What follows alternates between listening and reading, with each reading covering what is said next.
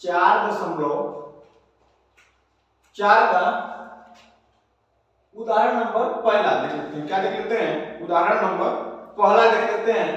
पहला में क्या लिखा है? x के 3 गुने। इसमें क्या बनाना है? समीकरण बनाना है। क्या बनाना है? समीकरण बनाना है। x के 3 गुने, गुने का मतलब होता है गुणा। 3 गुने, गुने का मतलब होता है गुणा। यानी कि हम बोल सकते हैं कि हमारे पास एक रोटी का टुकड़ा है। अगर हम बोल सकते हैं ये हमारा रोटी हो गया, ये 4 टुकड़ों में बांट दिए, 4 टुकड़ों में बांट दिए। यानी हम बोल सकते हैं कि ये जो हमारा है, ये वाला जो है, ये वाला हमारा ये रोटी है, रोटी का टुकड़ा, ये पूरा रोटी,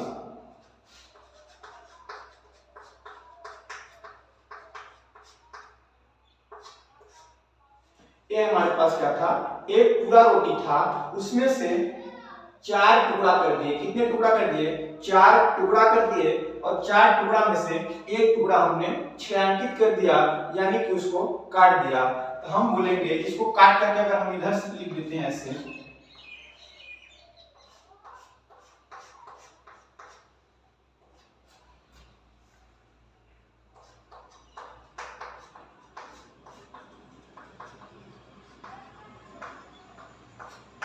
रोटी का टुकड़ा, ये हमारा क्या है? इसमें से निकाल दिए रोटी का टुकड़ा। इसका मतलब इतना बड़ा बड़ा इसमें कितने टुकड़े होंगे कि यह एक रोटी बन जाएगी। यह हमारा पूरा का पूरा एक रोटी था, उसका 4 टुकड़ा हमने किया। 4 टुकड़ा में से एक टुकड़ा जो है हमने काट के बाहर कर दिया। तो हम बोल सकते हैं कि यह एक रोटी जो है इस टुकड़ा के 4 गुने के बराबर है। अगर हम 4 टुकड़ा ले आएंगे, इतने 4 को ले आएंगे, तो एक रोटी हमारा बनके तैयार हो जाएगा। यानी हम बोल सकते हैं कि हम गुणे का मतलब करने से, यानी गुणे का मतलब होता है गुणा करना। यानी इतना इधर भी कर देंगे, ऐसे कर देंगे, ऐसे, और ऐसे 4 टुकड़ा करेंगे, 4 टुकड़ा ले आएंगे, तो हमारा एक रोटी बन करके तैयार हो जाएगी। यानी इतना बड़ा बड़ा हमें कितने टुकड़ा चाहिए? एक रोटी करने के लिए 4 टुकड़ा का चाहिए। उसी तरीके से ये बोला x के 3 गुने और 11 का योग कर देने पर, योग का मतलब होता है जोड़ना,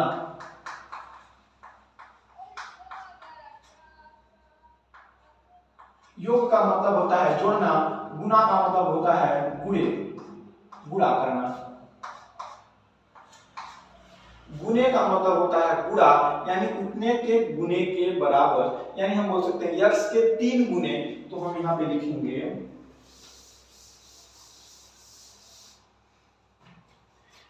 x का 3 गुना, x का 3 गुना, यानी पहले का हल होगा, यानी कि हल होगा पहले का क्या होगा? x के 3 गुना, यानी कि x का 3 गुना, x का गुणा कर दो 3 के साथ, पूरे 3 गुने के साथ, यानी x जो है वो 3 गुना है, यानी कि 3 गुने के बराबर कर दिए उसको, यानी x पूरे 3 और 11 का जोड़ दिए, योग कर दिए, यानी कि जोड़ना, योग करना मतलब जोड़ना, 11 का योग कर दिए, तो योग कितना आ जाता है? 32 आ जाता है, 32 आ जाता है। यानी कि बराबर आएगा, जब दोनों को हम जोड़ेंगे, x का 3 गुने और 11 का जब जोड़ेंगे तो कितना आना चाहिए? बराबर। और बराबर को हम लोग जानते हैं कि समीकरण तैयार होता है, समीकरण बनाते हैं। इसका मतलब होगा 3x, इसको होगा 3x प्लस 11 बराबर 32। इस तरीके से हमारा आंसर आ गया पहले का। क्योंकि जो x गुणे 3 था, x का 3 गुना था, तो ये था चर संख्या और ये था अचर संख्या। यानी कि जो हम बोल सकते हैं जो अचर होता है वो पहले लिखा रहता है, ठीक ना, और जो चर होता है बाद में लिखा जाता है। यानी जो संख्या होगी वो पहले लिखा जाता है और जो चर संख्या होगी x, y, z वो बाद में लिखा जाता है। तो पहले का आंसर इस तरीके से। दूसरे का क्या आएगा? यदि किसी संख्या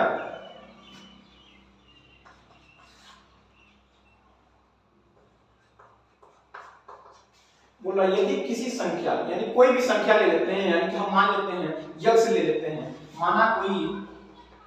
माना कोई संख्या